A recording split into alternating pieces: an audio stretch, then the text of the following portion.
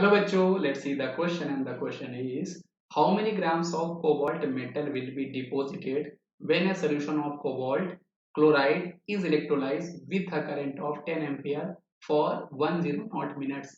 एक फैराडे की वैल्यूज हमारे पास गिवन है, एटॉमिक मास हमारे पास कोबाल्ट का गिवन है। तो बेटा यहाँ पर हमसे क्वेश्चन पूछ रहा है कितने ग्राम कोबाल्ट मेटल जो होगा वो हमारा डिपॉजिट होने वाला है।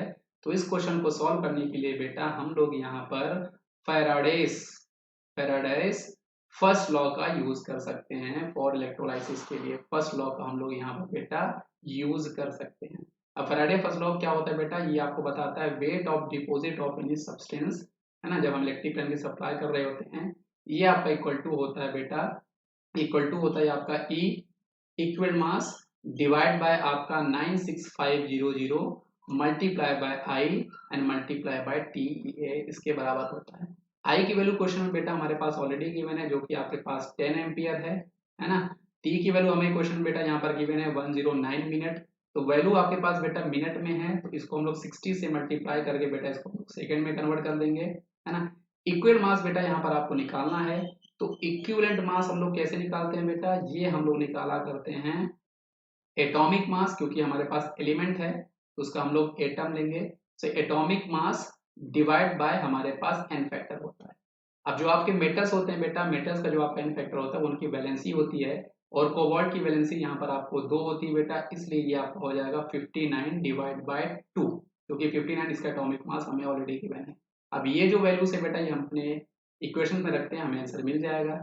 ई की वैल्यू क्वेश्चन में बेटा हमारे पास 59 डिवाइड बाय 2 होने वाली है, ये आपका 96500 से आपका मल्टीप्लाई होगा, मल्टीप्लाई बाय आई। आई की वैल्यू क्वेश्चन में बेटा 10 एम्पियर हमें गिवन है।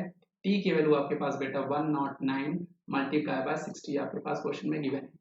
अब इस क्वेश्चन को बेटा हम लोग इक्वेशन को सॉल्व करेंगे, हमें यहाँ पर आंसर मिलने वाला है। ये जीरो से ये जीरो कैंसिल आउट हो गया, एक जीरो से आपका ये एक जीरो कैंसिल आउट हो गया, है ना।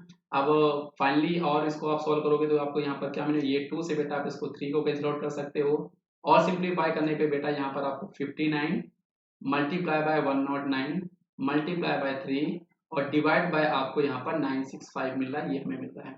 इसको और आप अगर जब सॉल्व करोगे बेटा तो यहाँ पर आपको मिलेगा बेटा वेट डिपॉजिट यहाँ पर आपको मिलने वाला है। इसको जब और फर्दर आप सॉल्व करोगे बेटा तो यहाँ पे डब्ल्यू की जो वैल्यू है आपकी, ये आपकी ऑलमोस्ट आपकी 20 ग्राम आपकी आने वाली है, जो कि आपका ऑप्शन नंबर बी से हमारा बिल्कुल मैच कर रहा है ना। ऑप्शन नंबर बी से आपका बिल्कुल मैच कर रहा है।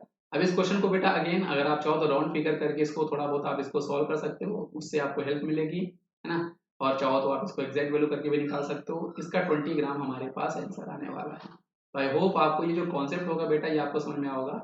मैं आपको इसको करने का एक तरीका बता सकता हूँ बेटा, राउंड फिगर कैसे करके सॉल्व कर सकते हो मैं आपको यहाँ पे हिंट कर देता हूँ। आप 59 को बेटा आप चाहो तो यहाँ पे 60 ले सकते हो, ज्यादा चेंज नहीं करना पड़ेगा। 109 मल्टीप्लाई बाय 3 और 965 को चाहो तो बेटा आप यहाँ पे 960 ले सकते हो ना, थोड़ी वैल्यू चेंज कर रहे हैं।